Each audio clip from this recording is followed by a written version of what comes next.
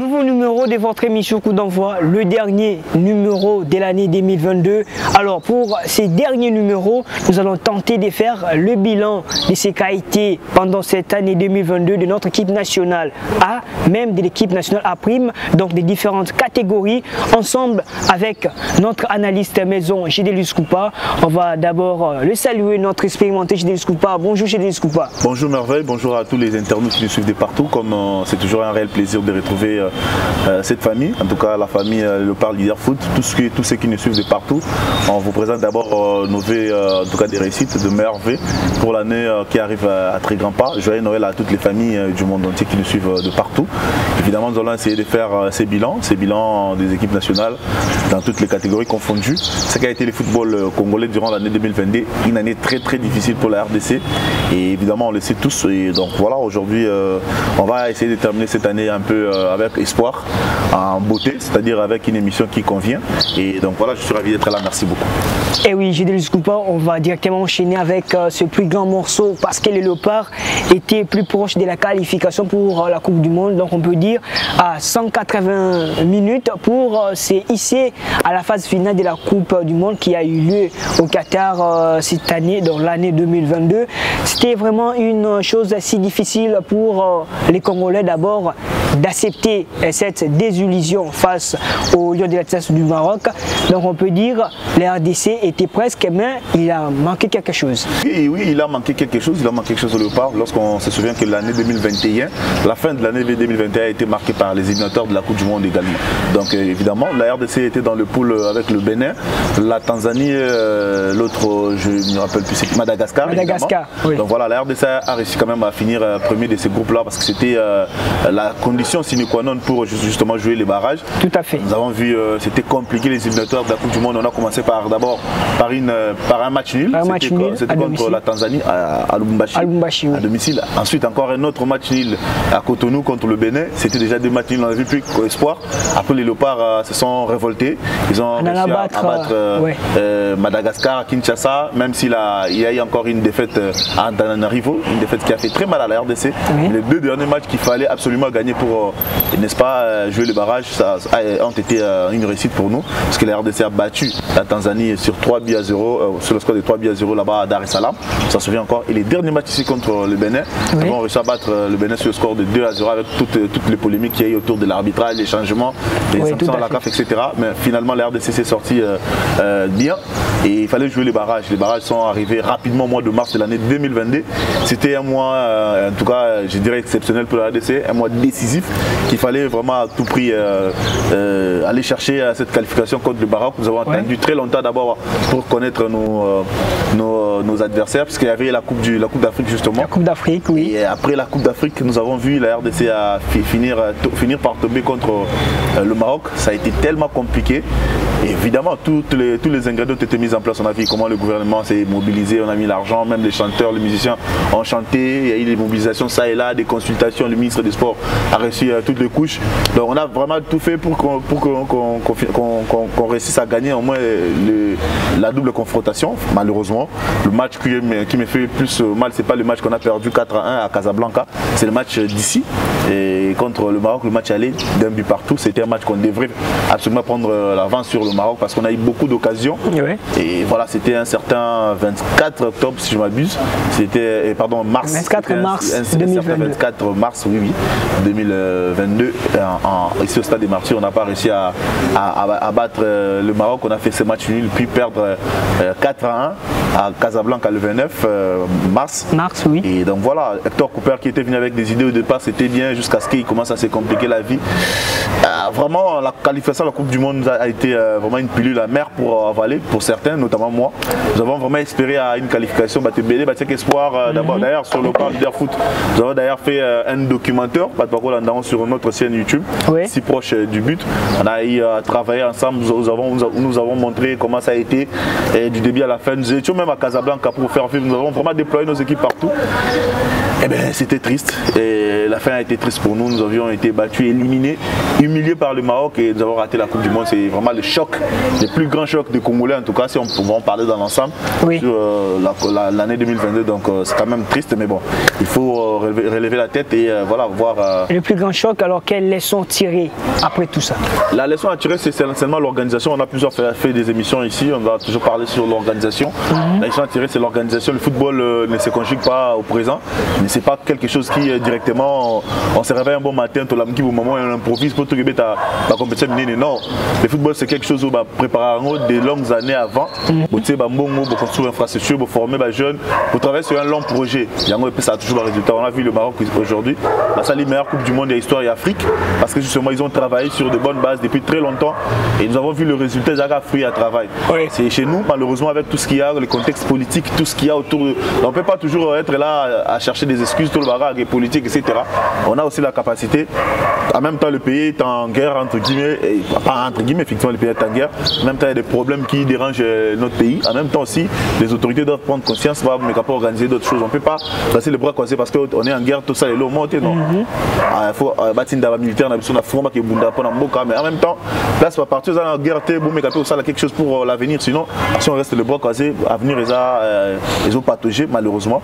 Et donc voilà, je pense que pour la Coupe du Monde aussi, il faut parler de la Coupe du Monde, il faut préparer la Coupe du Monde parce que la Coupe du Monde 2022, on a vu l'équipe africaine, les équipes africaines n'ont pas été ridicules du tout.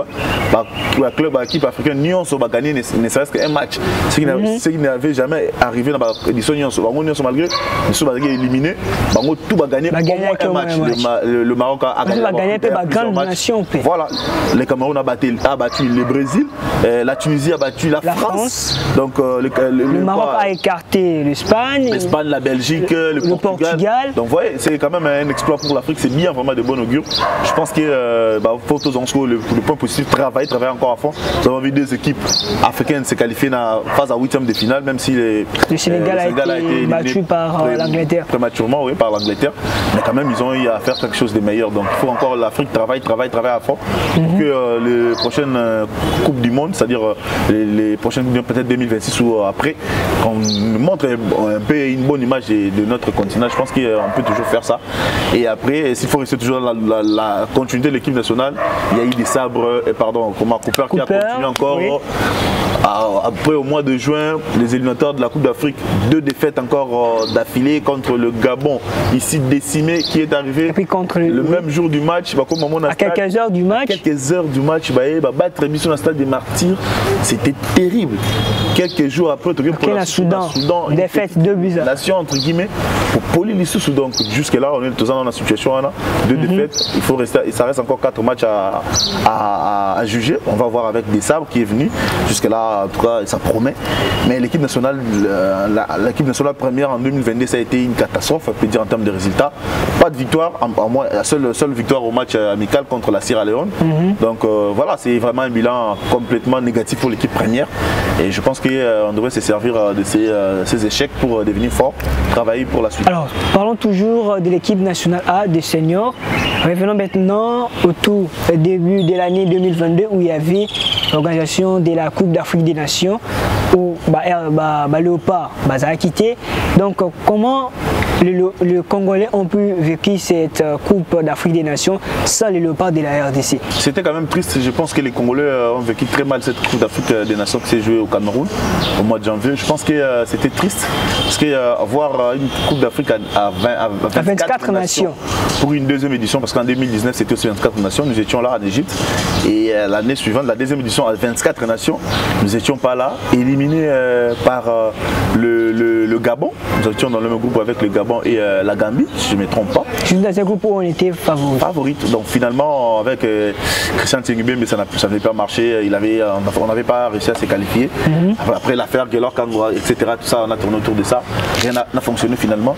Mais la Coupe d'Afrique des Nations qui s'est jouée au Cameroun, nous avons quand même vu que c'était triste de voir que surtout que ça a été ouvert par un artiste congolais, Fally Ipupa, qui a chanté derrière au cours de la cérémonie de l'ouverture. Ça aurait été mieux en tout cas si la RDC était là, parce qu'il a représenté la RDC, oui, mais les pays, ça aurait encore être beaucoup mieux, mais bon, tout allait quitter. Je pense qu'on a très mal vécu cette Coupe d'Afrique, hein, moi personnellement, parce que j'ai vu l'équipe se comporter tellement bien, nous avons vu comment le Sénégal a déployé ses ailes jusqu'à aller en finale. C'était une belle Coupe d'Afrique, malheureusement la RDC n'était pas là. C'était l'occasion pour nous peut-être de jouer cette Coupe d'Afrique avec des nouvelles têtes, notamment Théo Bongonda, Silas Katompa, les nouveaux joueurs, voilà, Yohan Wissa. Malheureusement, chance au Bétango, vu qu'on ne s'était pas qualifié. Donc je pense que c'était mal vu cette Coupe d'Afrique des Nations pour la RDC. Mais bon, c'est encore très mal parti pour la prochaine édition, avec des défaites déjà. On va espérer que le miracle pourrait être fait, parce que c'est pas le miracle forcément, c'est juste un exploit, on peut le faire, c'est possible. Et je pense que voilà, donc l'année 2022, une équipe nationale de la RDC, l'équipe première, ça a été une catastrophe, carrément, donc il n'y a pas d'autre mot. Et je pense que la RDC doit se servir de ça, les autorités, les dirigeants de la fédération et du ministère des Sports, le gouvernement, la présidence, parce que tout le monde doit s'impliquer en équipe nationale. Il s'agit bien du drapeau de la nation, donc il faut s'impliquer à fond, ne pas négliger, parce que tout le monde a la politique, favoriser le football, quand on les arrêts sportifs, non, le football fédère toute une nation. Oui. Nous avons vu comment le Maroc a été accueilli, les Marocains ont été accueillis en roi chez eux là-bas, c'est une fête. Donc il faut que l'équipe nationale soit s'impliquer, comprendre que c'est le maillot de la RDC qui est en jeu, donc l'honneur de toute une nation, donc on doit prendre ça au sérieux à tout moment. Alors parlons des sélectionneurs. Hector Cooper, on commence l'année. Et ensuite, on a Sébastien Desabre. Quel impact ça peut produire, et on ne peut pas risquer, on risque pas de louper l'année 2023 avec cette transition. Louper, je dirais non, parce qu'à chaque fois, c'est ça la loi du football. Lorsqu'un entraîneur ou un sélectionneur occupe le poste de numéro 1, oui, lorsqu'il n'y a pas de résultat, carrément il doit être limogé. Donc ça se passe partout, même au Real Madrid, on a vu les sélectionneurs, les entraîneurs, les meilleurs entraîneurs être limogés partout dans le monde. Donc si la RDC a limogé son entraîneur, justement, c'est parce qu'il n'y avait pas de résultats du tout. Et je pense que ça ne pourrait pas être fatal pour la RDC. Au contraire, on devrait se servir de ces échecs pour devenir fort. On a vu comment Sébastien Desabre a approché de joueurs récemment, d'ailleurs avec Chancel Mbemba, la photo a circulé des réseaux sociaux. Il a approché Gabriel Zakwan des anciens. Donc on a vraiment senti qu'il veut connaître l'âme de l'équipe nationale, comment ça respire, comment ça réfléchit. Il a fait ses tournées en Europe pendant les 2 derniers mois, on a vu avec ses propres fonds. Donc il veut vraiment réussir un coup avec la RDC, c'est-à-dire vraiment se rapprocher du comportement, de la compréhension de l'équipe nationale, des cadres, etc. pour bâtir une équipe meilleure. Voilà, en tout cas, je ne vais pas aller vite à baiser pour dire qu'il va réussir, parce que la réussite ou non, ça dépendra de l'avenir.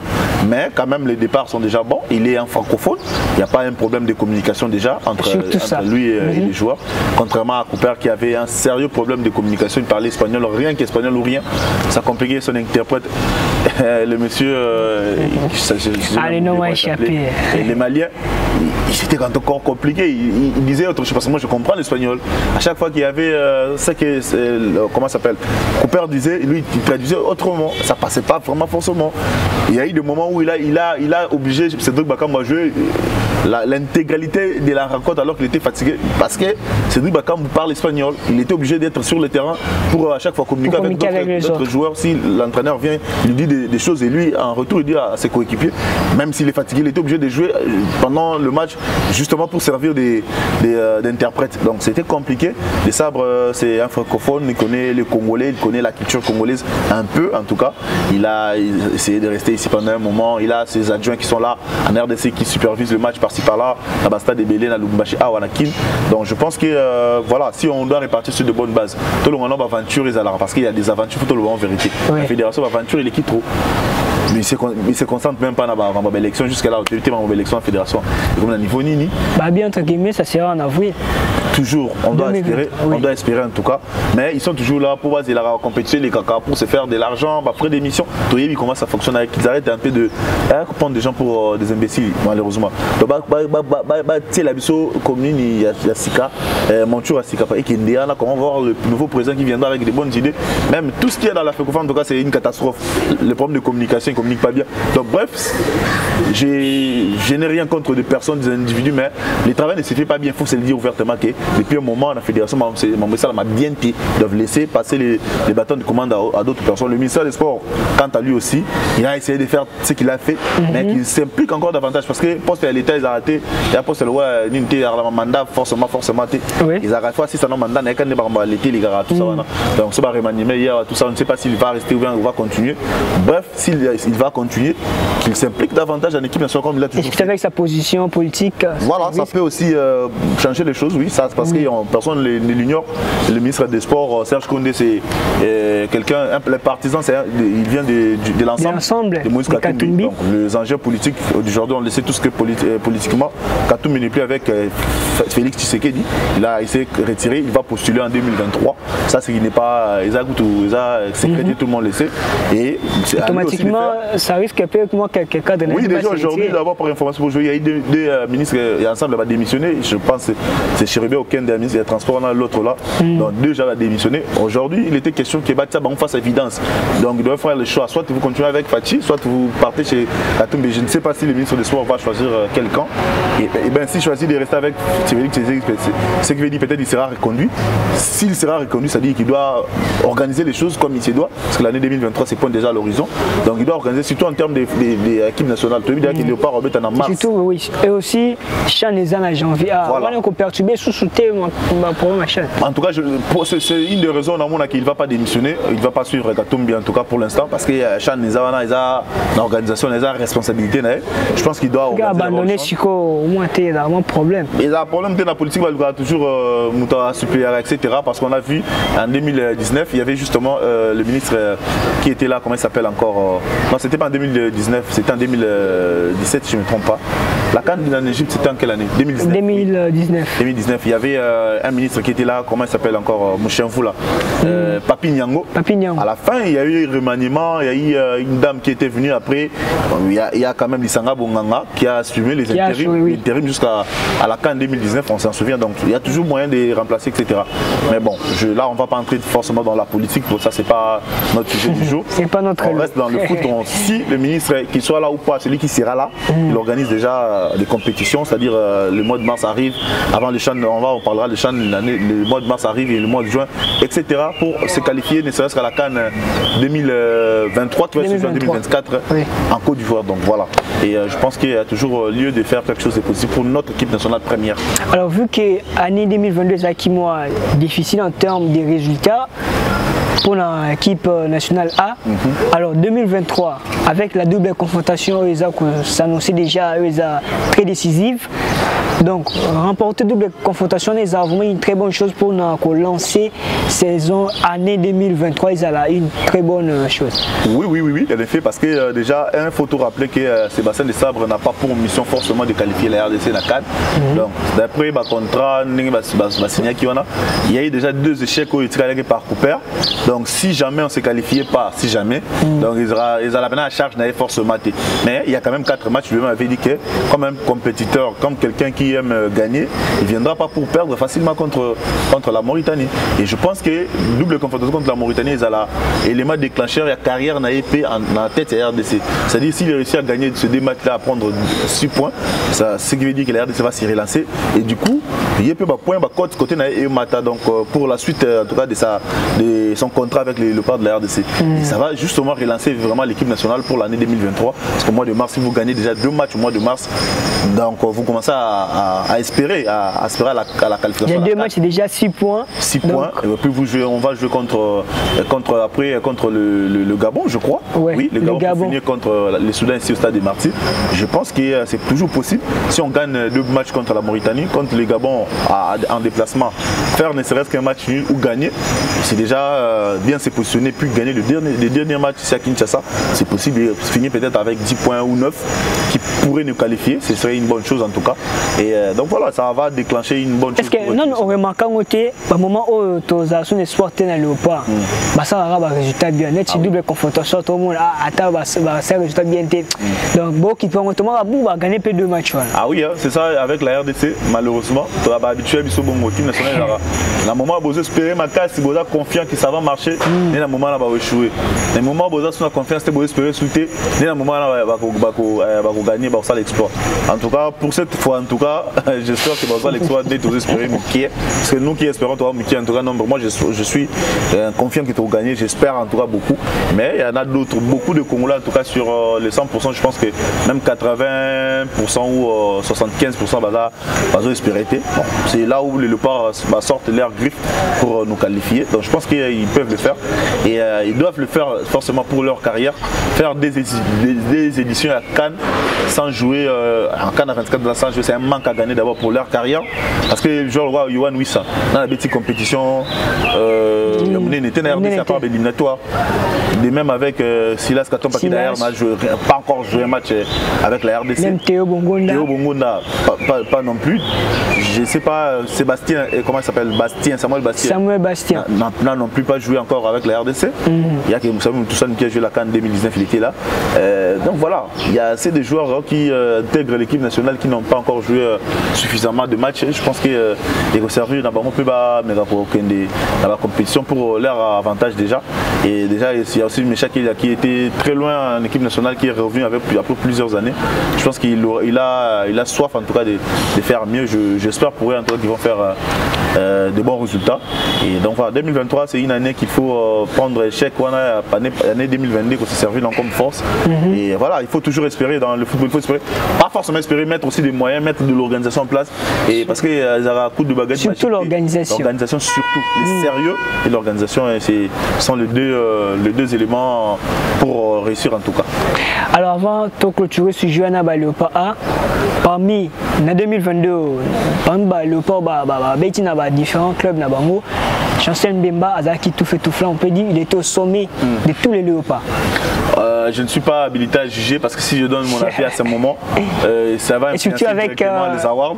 Ouais. Mais bon, en tant qu'analyste, oui, sur le plan international, en tout cas sur le plan international, il n'y a pas un Congolais qui a fait que Chancel Mbemba. Tout le monde le sait. Sur le plan international, avec ses différentes prestations, il est énorme avec. Oui.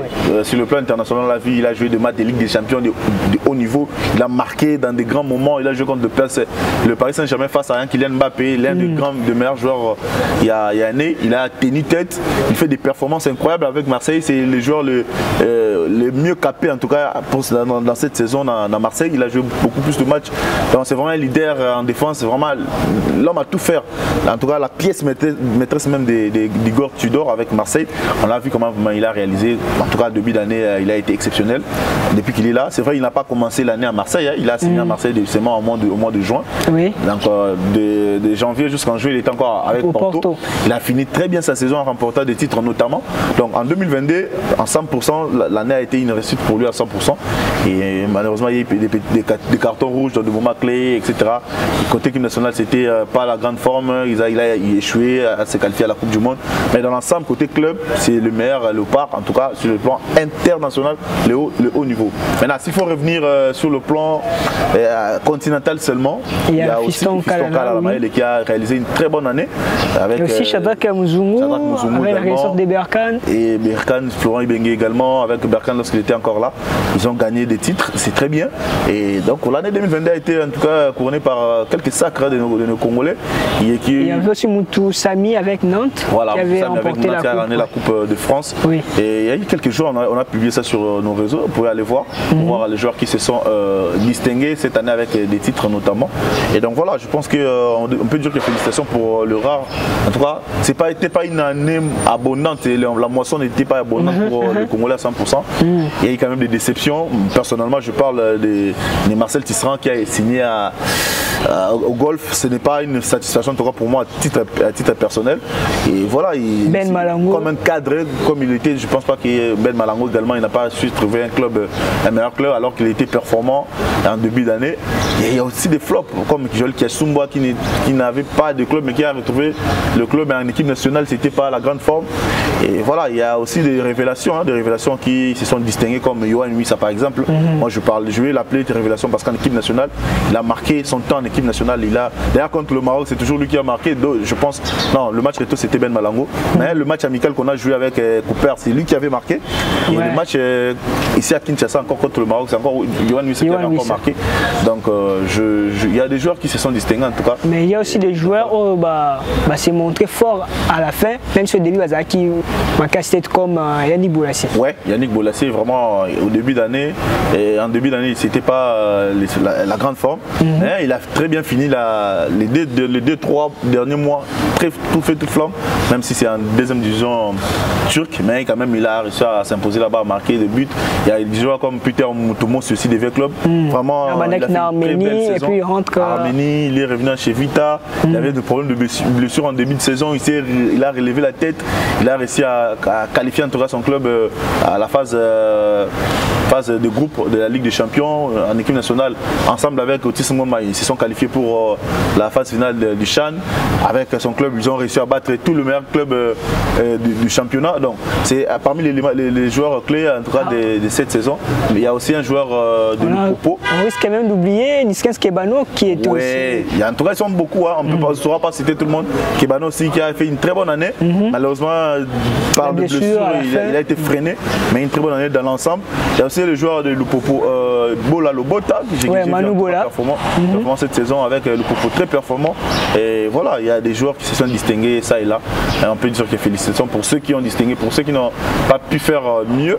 Courage à eux et en tout cas à eux de faire la différence. Il y a aussi un joueur Steven Ebouila, voilà, qui est capitaine de U23, qui a fait une très bonne année avec son club Maniema Union, avec l'équipe nationale notamment. Ils ont réussi à battre l'Éthiopie, ils ont réussi à battre l'Algérie, jusqu'à décrocher ces derniers matchs contre le Ghana qui vont jouer l'année prochaine. Si jamais c'est qualifié, ils vont jouer la phase finale de la Coupe d'Afrique U23. C'est une très bonne chose. Donc félicitations à tous les acteurs qui se sont distingués en 2022. Et donc évidemment, on va essayer de croire à la performance des autres pour l'année 2023. Alors parlons maintenant des Léopards A'. Il n'y a eu pas grand chose, mais c'est l'année 2023 qui va officialiser le travail, les fruits de l'année 2022. Ah oui, hein, en 2022, l'équipe du CHAN, bon, l'équipe A', n'a pas été très flamboyante que ça parce qu'ils n'ont pas eu l'occasion de jouer beaucoup de matchs déjà. Ils n'ont joué qu'un seul match officiel contre le Tchad, qu'ils ont gagné d'ailleurs 0-0 au match aller et puis 3-0 au match retour. Qualification en poche pour eux. Et après, ils ont joué quelques matchs amicaux, tout ça, bon voilà. Et ce n'était pas le top des tops, mais quelques joueurs se sont distingués dans leurs clubs respectifs. On a déjà cité beaucoup de joueurs ici qui se sont distingués dans leurs clubs respectifs. C'était une bonne année pour eux. Après, on va juger les niveaux, bien les bilans déjà de l'équipe locale, l'équipe A' pour l'année prochaine, parce que le CHAN se jouera justement au mois de janvier, février de l'année prochaine. Donc les bilans vont entrer sûrement pour l'année prochaine. Et donc à eux de faire un bon résultat, parce qu'ils sont celui qui est tant que dans la CHAN, tu as un objectif, ce CHAN les Arabes. Objectif dernier carré ou gagner les titres, donc voilà. C'est ça.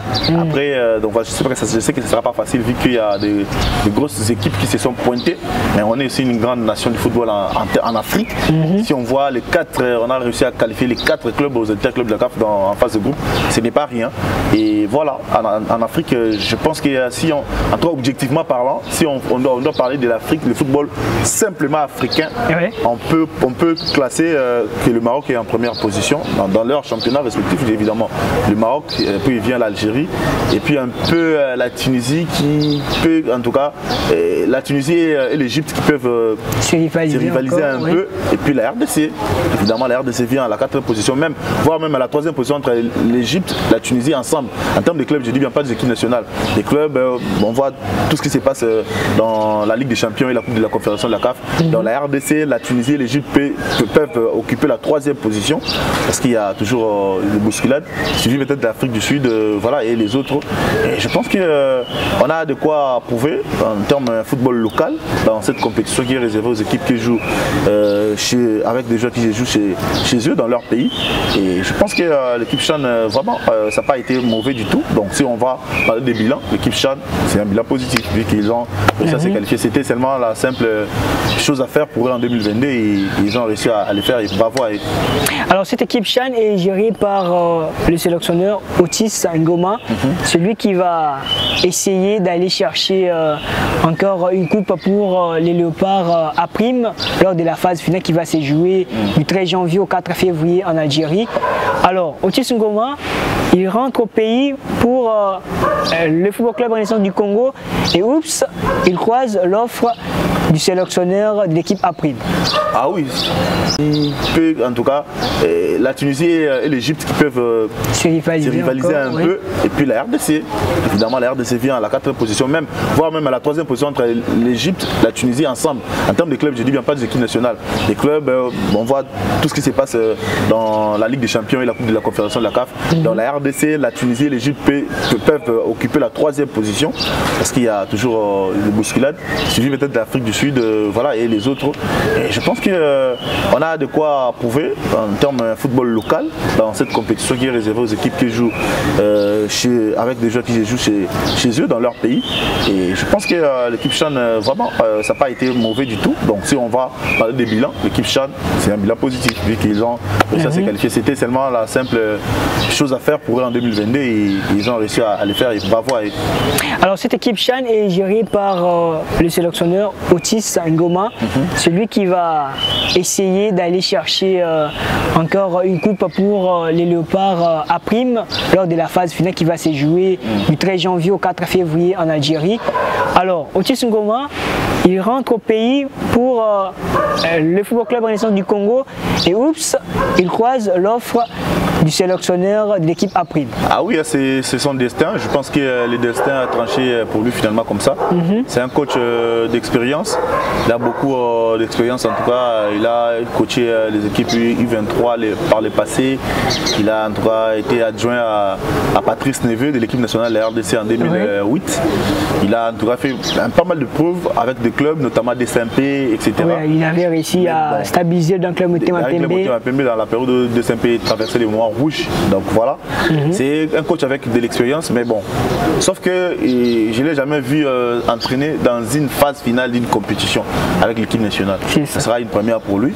Et je sais qu'il a beaucoup d'expérience. C'est un fin tacticien. En tout cas, ça, il faut le reconnaître en lui. Il sait lire le match lorsqu'il ne marche pas. Parce que s'il faut même parler du meilleur match de la Ligue Foot de ces 5 dernières années, je pense que c'est DSMP contre Mazembe. Les matchs 4 buts, 4-3. Oui, 4-3. Stade de Marseille. Il y avait un certain Otis Ngoma sur le banc et pas film meilleur de l'autre. Un match spectaculaire, riche en émotions, riche en beaucoup de choses, notamment sur le plan tactique. Les deux entraîneurs ont été à la hauteur. Un très bon match, un très beau football. On se rappelle encore du but de Makousou, Jean-Marc Makousou, Vini Bongonga, ils étaient encore chez DSMP, Smoko Kwamale à l'époque, cette génération. Aussi Dark Kabangou. Dark Kabangou, non, Dark Kabangou n'était pas encore chez DSMP. Il y avait Ndele Makousou qui pointait. Et Vini Bongonga qui jouait. Tissoulou, il était encore chez DSMP. L'autre, Avadongo, chez encore DSMP. De l'autre côté, il y avait des Koulibaly, Trésor Poutou, des très bons joueurs. Kalaba, ils ont joué ces matchs-là. Un match vraiment riche en émotions. Donc je pense que Otis Ngoma nous a montré plusieurs fois qu'il peut en tout cas faire de grands moments. Après, voilà, les Chan restent encore à un autre niveau, parce qu'il y aura encore un niveau un peu plus fort d'un cran. Il doit faire ses preuves. Il y a déjà Florent Ibenge qui a fait ses preuves en remportant cette coupe. Pourquoi parler de Florent Ibenge? Parce que voilà, on ne peut pas dire que c'est l'unité des mesures forcément, mais parce que son passage ces dernières années, partout il est passé, il a marqué des points avec le club, il a réussi à gagner quelques titres en championnat, jouer le final de la Ligue des Champions, et avec Berkane, il a remporté la Coupe de la Confédération. Première, il a remporté la médaille de bronze en 2015. L'équipe Chan, il a remporté la Coupe le championnat d'Afrique des Nations en 2016. Et bien voilà, il a mis un peu la barre très haut, et à Otis Ngoma aussi de faire quelque chose pour qu'il entre dans la légende du football congolais. Donc, je pense qu'il peut toutefois faire quelque chose. À lui de faire faire un bon travail. Donc voilà, je pense que pour eux, le Chan sera une opportunité pour Otis Ngoma et ses adjoints, Guy Boukassa et les autres, de montrer de quoi ils sont capables, qu'on peut compter sur eux. Et voilà, on espère vraiment que ce sera une réussite pour eux. Voilà, on espère bien que Otis Ngoma a de très bonnes choses lors de la phase finale de la 7e édition du championnat d'Afrique des Nations Algérie 2022 qui va se jouer en 2023, où la RDC est logée dans le groupe B avec la Côte d'Ivoire, le Sénégal et l'Ouganda. Ma nation encore compliquée, mais tout va se jouer. Et puis on a des chances pour le Léopard avec aussi des très bons joueurs. Manoubola qui sera peut-être de la partie parce qu'il y a une liste de 39 joueurs. Au Bortiga, à 28. 39 joueurs, ce n'est pas aussi exagéré pour un mini-stage. Bon, je ne sais pas, il y a des cas de Covid qui peuvent arriver, des cas de blessures qui peuvent arriver. Donc voilà, de toute façon, il y aura que 28 joueurs qui finiront par partir en Algérie. S'il faut faire une sélection de 39 joueurs, on ne sait pas, il peut avoir beaucoup de blessés, on ne souhaite pas, et beaucoup de choses qui se passent. Bon, c'est beau, un peu trop, mais bon, on n'a pas le choix, on doit faire avec. Ouais. On a vraiment les atouts à côté joueurs, on a des Manoubola, Ikanga Lombo, côté gardien, le jeune Lukese Kembo, il y a aussi Lomboto et autres, Yves Mouka de Lupopo qui est parmi les pré-convoqués. Ouais. Donc on espère que tout ça va résultamment est bien, même si, parce qu'on a cette casquette des équipes favorites de cette compétition du Chan. Alors, on va maintenant glisser quelques mots à propos des Léopards U23. Une très bonne chose, écarter l'Algérie, déjà parmi les nations au bazar, on peut dire forte dans la catégorie. Et ensuite, prochain adversaire, le Ghana. Oui, U23, bilan à Bango, c'est aussi positif pour l'année 2022. Positif parce que d'abord, au départ, l'équipe a été décimée. Ça n'existait pas. Oui. Et puis la génération Moukoko Amale, Jackson Mouleka et Arsène Zola qui a été disqualifié par la CAF. Puis l'équipe a été suspendue. Voilà, l'équipe a été suspendue pour deux années. Et donc voilà, ça a fait très mal de voir cette génération-là partir comme ça. Après, ils sont revenus en forme. Parce qu'on se rappelle encore déjà qu'il y a la nomination de Raoul Choum comme sélectionneur de l'équipe U23 et son staff composé par Papi Kimoto notamment et les autres. Eric Chibasoye et les autres. Je pense que cette nomination a été faite, je crois, deux ou trois semaines avant le premier match contre l'Éthiopie. Et voilà, ils ont assuré quand même le match aller en Éthiopie, 0 but partout. Ils sont venus ici à Kinshasa gagner la même formation sur le score d'1-0. Un match très très difficile pour la RDC avec les buts de Akram Bongonga, le jeune frère de Vini Bongonga. Donc voilà, les joueurs de DSMP, un très bon joueur qui promet beaucoup. Et voilà, la génération a quand même essayé de nous convaincre parce que les gens disaient que déjà ils ont gagné difficilement, ce serait compliqué contre l'Algérie. Tout le monde voyait l'Algérie favorite. Et voilà, moi aussi, je ne voyais pas très bien la RDC faire un meilleur résultat. Ouais. Et bon, mais quand même, ils nous ont surpris vu qu'ils ont sorti les grands jeux contre l'Algérie ici, marqué 4 buts, d'abord 3 buts en 20 minutes, c'était sensationnel. Et voilà, on a gagné l'Algérie ici 4 buts à 1, malgré qu'ils ont perdu le match retour 3 buts à 1, mais quand même le travail a été fait. Et finalement, quand même, ils ont réussi à arracher cette dernière place qualificative, c'est-à-dire ils vont jouer le dernier match entre les Ghana, je pense que ce sera entre les Ghana ou la Mauritanie, une des nations, île Maurice, entre île Maurice ou le Ghana. Le Ghana. Ouais, voilà, le Ghana, c'est une des meilleures nations en termes des équipes d'âge. Donc voilà, et c'est un grand match, ce sera un grand match qui sera se jouer au mois de mars de l'année 2023. Donc, pour parler de l'année 2022, en tout cas, ça a été une réussite pour l'équipe U23 qui a fait ses preuves, des joueurs qui se sont distingués. En tout cas, des très bons joueurs. On pense à une équipe qui a séduit. Et il y a Mofouele, Exaucé, Mofouele, Ebouela, Kaembe, Ebouela. Le petit frère de Louis Ndama. Voilà, le petit frère de Louis Ndama, Nekadio. Nekadio, voilà. Un très bon défenseur avec une très grande taille. Onoya Sangana et autres. Voilà, les gardiens Straska Bamba, Onoya Changani au milieu de terrain, Balumbi, comment il s'appelle? Roli Balumbi. Balumbi, voilà, des vrais clubs. Et Elimpanzu des vrais clubs. Il y a beaucoup de joueurs qui sont distingués. L'autre. Patient Mwamba, de Mazembe, Gloire Moujaya, de Don Bosco. Donc voilà, des très très bons jeunes, hein, une génération vraiment à protéger. Et donc voilà, on va espérer que jusqu'en 2023, au mois de mars, que certains garderont toujours leur âge. L'âge ne va pas en tout cas faire défaut pour ne pas perdre quelques en tout cas, cadres, oui. Donc je pense qu'ils vont faire un bon match en 2023 contre le Ghana. Mais s'il faut rester dans l'année 2023, c'est une réussite. Félicitations à Raoul Shungu. Bon, grande félicitation, vraiment en grande partie à Papi Kimoto qui a été là. En tout cas, lui, l'homme a tout fait. Vu que Raoul Shungu était très occupé avec le club, il venait, il laissait pratiquement l'organisation de ces matchs à Papi Kimoto. Donc je pense que c'est une réussite pour l'année 2022 pour l'équipe U23.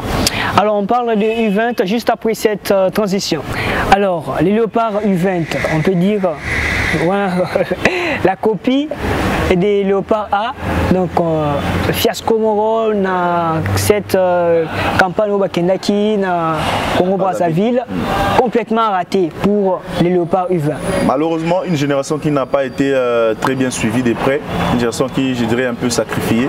Parce qu'il y avait le sélectionneur Michel Dinzé qui a pris cette formation depuis décembre 2021. Il est resté pratiquement en Europe, il a constitué son équipe pratiquement avec des joueurs, des jeunes qui évoluent en Europe. La plupart ne sont pas encore professionnels, ils n'ont pas signé encore des contrats pro. C'est des vrais jeunes en tout cas. L'avantage avec cette formation, c'est que ce sont des vrais jeunes. Il n'y a pas de jeunes avec des TVA. Dans le quartier, dans sa famille, il a 33 ans ou bien il a 25 ans. Et en équipe nationale, il a 20 ans. Non, c'était vraiment des vrais jeunes. Et bon, voilà, ce qu'on a reproché à Michel Dinzé, c'est qu'il a constitué cette formation, cette équipe avec quasiment des joueurs qui sont venus de l'Europe. C'est bien, mais c'était pour une première en Afrique. Il fallait associer aussi des jeunes qui connaissent un peu le climat africain, qui ont cet esprit-là de l'Afrique, quoi. La mentalité de la gagne, d'aller vraiment jusqu'au bout. Bon, voilà, la génération U20 est venue jouer le tournoi de l'UNIFAC. C'était à Brazzaville avec deux autres nations, le Congo-Brazzaville, la République centrafricaine et l'autre pays, le Cameroun. Le Cameroun, voilà. C'était les pays des fédérations du centre d'Afrique. Donc voilà, l'UNIFAC. Ils ont joué les éliminatoires. La RDC n'a pas réussi à se qualifier. Parce que les deux premiers se sont qualifiés, le Congo-Brazzaville et la République centrafricaine. Ils vont jouer la Coupe d'Afrique des Nations U20 l'année prochaine. Oui. Ce sera en Égypte, je crois. Donc voilà. Et la RDC ne sera pas de la partie. Donc on doit se servir maintenant de ces échecs pour bâtir des générations à venir. Donc il ne faut pas attendre 2 mois à compétition pour commencer à se battre. Non, il faut compétir. Surtout que ce sont des jeunes, la plupart ne forcent pas des contrats professionnels dans leur club. Ils ont la facilité de jouer beaucoup plus de matchs, organiser des camps d'entraînement, tout ça par-ci par-là. Chercher aussi des pépites ici en RDC, associés avec la génération là pour faire une bonne génération. Donc je pense qu'ils vont apprendre, pour la plupart en tout cas, pour la première fois en Afrique, climat Afrique, Congo-Brazzaville, donc bref, la Super Passeport, on a quelques jours à match. D'ailleurs, c'était le même jour, Bazoua qui va Passeport, parce qu'ils ont voyagé le même jour à Kati, Brazzaville, ils ont joué le même jour. Donc je pense que la fédération doit être sérieuse, doit à chaque fois organiser chaque catégorie. Et voilà, les U23 ont quand même essayé de faire mieux, et les U20 n'ont pas pu faire quelque chose de meilleur. Alors quelle chance pour les U17? Pour les U17, je pense qu'ils peuvent faire mieux, mais ils doivent marteler sur la jeunesse, en tout cas la vraie jeunesse. Il y a eu le sélectionneur, comment il s'appelle? Dianda. Dianda, je ne le connais pas très beaucoup, je ne le connais déjà pas. Et j'espère qu'il, comme il est là, il a la confiance de la fédération. Sûrement il va faire un bon travail. Qu'il est sélectionneur de vrais jeunes, parce qu'on voit même dans des attentes ici, des jeunes, des petits garçons très talentueux. En tout cas, d'ailleurs, j'ai vu une lettre des gens de Kivu qui réclament qu'il n'y a pas des joueurs qui sont venus de Kivu, il n'y a que des jeunes qui dans la Kina ou l'équipe nationale, tout ça. Oui. Et donc on a payé, il y en a des trous, la fédération, ça la liste n'a pas encore. La plupart jouer dans la Kinshasa ou Lubumbashi. Surtout la liste est composée de Lubumbashi. C'est pas normal. Congo va jouer à Don Bosco, Oudjana. Voilà, ce n'est pas évident. Donc ça prouve que le vrai travail à détecter, à repêcher les joueurs. Parce que lorsqu'on fait ce travail-là, partout à Kivu, il y a des jeunes, Katanga, Kisangani, partout, il y a des très jeunes talentueux. C'est ça l'équipe nationale. Partout, mais ça ne peut vivre ensemble. Ils apprennent à vivre ensemble, ils apprennent apprennent à vivre un esprit moins équipe déjà. C'est comme ça que beaucoup franchir la catégorie jusqu'à devenir des léopards, pourquoi pas. Et je pense que U17 avec le staff qui sera constitué notamment par Gladys Bokesse, Tcholola, Bedi Mbenza, sont des anciens internationaux congolais qui peuvent apporter aussi une petite expérience, surtout côté Yabana Mikiwana. Voilà, ils vont jouer les éliminatoires du 4 au 15 janvier, et ça là, je crois à Addis Abeba, quelque chose comme ça. Ils vont jouer les éliminatoires pour essayer de se qualifier. Et bon voilà, si c'est qualifié, ce sera encore une bonne chose pour eux. Donc voilà, j'espère que dans l'ensemble le bilan a été pas très top. Ça n'a pas été très top, donc c'est quand même décevant pour certains et encourageant pour d'autres. Je pense que pour relever les défis pour l'année qui vient, l'année 2023. Alors, nous sommes quasiment arrivés à la fin de ces numéros. Je ne discute pas un dernier mot. L'année 2023, on veut des très bonnes choses sur tous les plans. Ouais, on veut ça, mais vouloir c'est pouvoir. Oui, on le dit comme ça, mais pouvoir c'est aussi travailler pour y arriver. Donc, pas travailler, on n'a même pas parlé de clubs. Nos clubs ont été aussi des fois catastrophiques dans des moments aussi difficiles, mais ils se sont rattrapés finalement, se qualifier dans la phase de groupe, etc. L'année s'il est bien pour certains, travailler maintenant dur, respecter le match de championnat, fédération a même l'élection rapidement parce qu'on n'a pas besoin de continuer avec les mêmes têtes. Moi j'en ai marre en tout cas. L'État peut par le biais du ministère des Sports à la disposition en place en bon l'élection infrastructure. Voilà, j'ai la francophonie en paramètre l'année prochaine, c'est parti finalement ils ont l'infrastructure ici là rapidement pour servir nos jeunes plus tard. Donc voilà, on a besoin de l'accompagnement de la jeunesse aussi, on a besoin que les jeunes s'épanouissent, deviennent aussi meilleurs dans ce qu'ils font et qu'ils donnent des résultats le plus rapidement possible. Donc je pense que nous avons été tout au long de l'année 2022 avec vous. C'est vrai, l'émission que d'envoi a vu jour au mois de juillet. Nous n'avons pas commencé l'année ensemble, mais dans d'autres émissions, les directs comme ça fait ici à Kinshasa, à l'aéroport, lors de matchs des Léopards.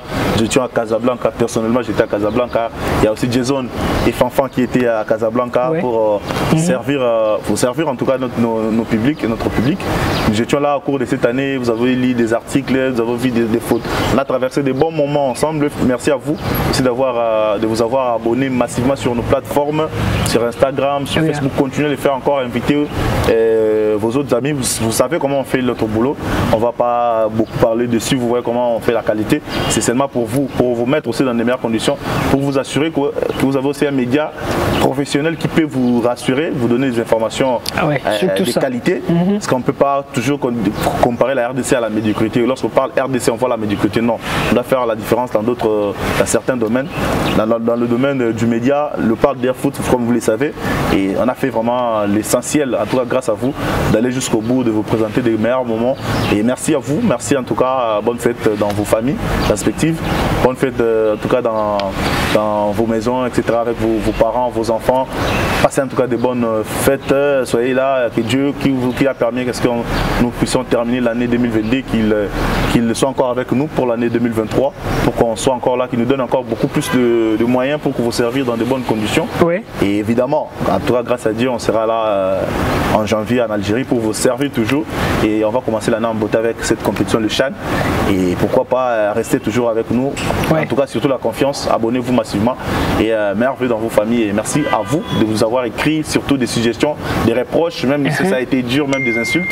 On n'autorise pas les insultes malheureusement, mais n'insultez pas, nous sommes donc tout ça, tout communauté, tout ça, mais camarades malembe, surtout ça, erreur, pour comprendre, beaucoup on va corriger. C'est pour vous qu'on les fait avec amour, et en tout cas merci d'être là de tout cœur, sincèrement je vous l'ai dit ouvertement, je suis très ravi, et merci à Méchac qui nous a été d'une très grande importance durant cette année, et à toi aussi merveille de nous avoir toujours accompagnés. Donc merci, c'est tout ce que je voulais dire à l'équipe, la grande équipe de Léopard Leader Foot partout dans le monde.